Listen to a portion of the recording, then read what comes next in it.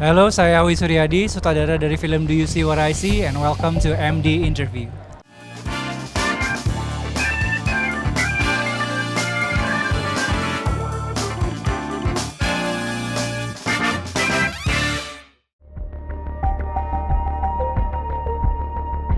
Saya tuh penggemar podcastnya, jadi memang udah tahu lah kalau cerita Do You See What I See itu menarik-menarik.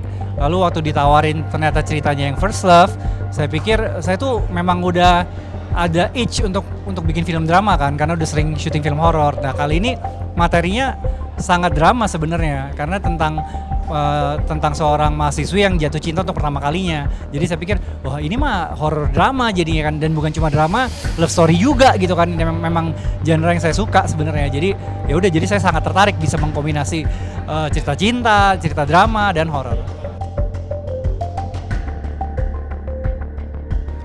Praproduksinya tentunya dari naskah, jadi kita sempat gonta-ganti penulis ya sebelum akhirnya sama Lele Laila. Versinya Lele Laila menurut saya yang paling seperti saya bayangkan, mungkin karena ya Lele juga seorang perempuan kan, jadi perspektif perempuan banget.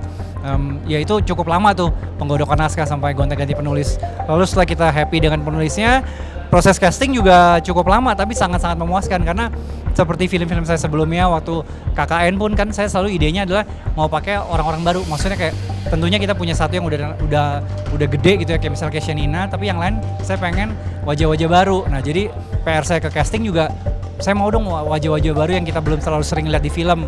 Nah akhirnya saya dapat lah talent-talent baru ini yang sangat-sangat mengagetkan lah performance-nya. Lalu syutingnya cukup susah waktu nyari lokasi kos, karena ya kosannya kan, kalau kosan aslinya kejadiannya tentunya kan kita nggak bisa pakai. Lalu kalau kita kosnya juga kayak misalnya terlalu kecil, untuk pergerakan kamera juga terbatas. Akhirnya kita dapatlah gedung kantor, kalau nggak salah kantor pajak yang sudah tidak beroperasional. Akhirnya kita jadikan lokasi kosan. Terus post productionnya cukup lancar sih kalau post production, karena saya pakai tim saya dari KTJ ya, jadi kayak udah tahu tes saya gitu.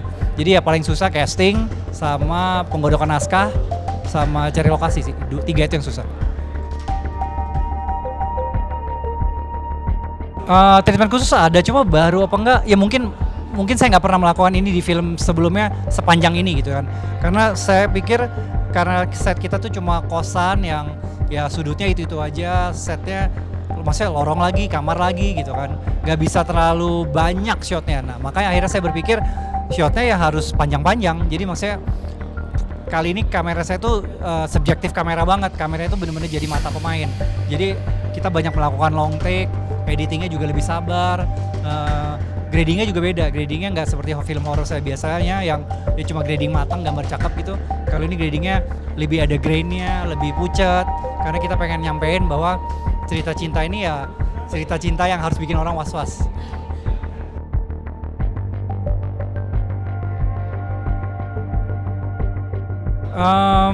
Karena kalau dari podcastnya kan sebenarnya yang ada karakter aslinya cuma Faye dan Mawar dan Melati.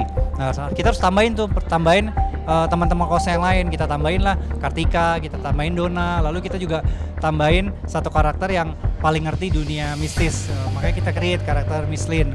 Cuma kalau yang lain sih ya karena Faye kita punya narasumber aslinya, berusaha mendekati seperti yang aslinya. Mawar juga ya kita berdasarkan apa yang Faye ceritakan ke kita gitu.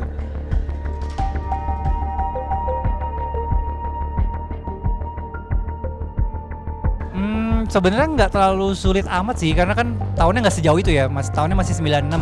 Udah gitu ya, karena kita setnya juga nggak lebar-lebar, paling ya props mobil, udah gitu belum pakai handphone, lalu kayak recorder juga masih agak gede. Jadi iya nggak bisa terbilang terlalu sulit sih kali ini.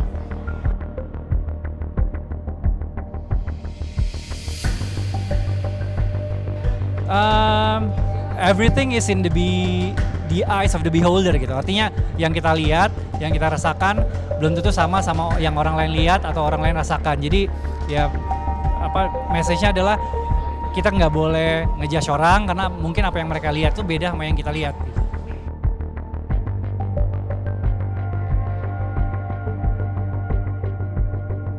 Adegan paling sulit mungkin di kuburan, karena secara scene memang panjang, lalu hujan, lalu kita tentunya nggak bisa pakai kuburan asli karena ada adegan ngegali segala kan. Terus karena adegannya sangat sulit, jadi kalau di naskah tuh mungkin sebenarnya kayak cuma 3 scene, mungkin 4 scene, tapi kita syuting tuh 6 hari dan harus syuting terbalik karena memang adegannya kan malam kan. Jadi kita callingan sore, mulai take mungkin jam 7, kelar-kelar jam 5, setengah 6 sampai matahari terbit. Jadi tuh sangat berat sih. Maksudnya saya aja cuma di balik monitor ngerasa berat, apalagi pemain gitu kan.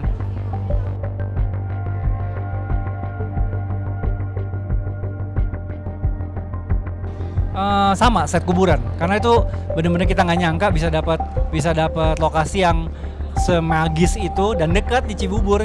Tadinya kan kita pikir, kalau kita selalu berpikir kan cari lokasi-lokasi yang magis bisa di Jawa, di syuting di Jogja, kayak KKN di Jogja, Kisah Tanah Jawa di Jogja. Nah kali ini tuh kita beruntung sih dapat lokasi yang cakep digambar, tapi ya dekat di Cibubur aja.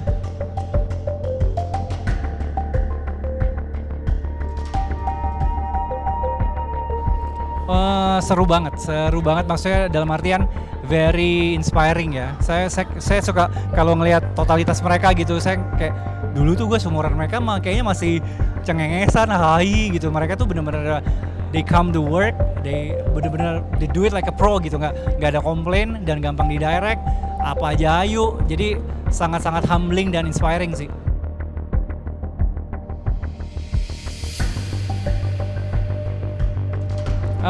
Buat para penggemar film horor Indonesia, terutama film horor saya, yang kali ini treatment horor saya tuh sangat beda. Lalu bukan cuma horor, tentunya ada dramanya juga dan love story-nya. Itu yang membuat ini unik sih. Pak, Bu, hari ini Mawar ulang tahun loh. Semoga Mawar bisa mendapatkan orang yang sayang sama Mawar. Lo ngerasa nggak akhir-akhir ini Mawar jadi aneh? Mawar mulai berubah semenjak dia punya pacar.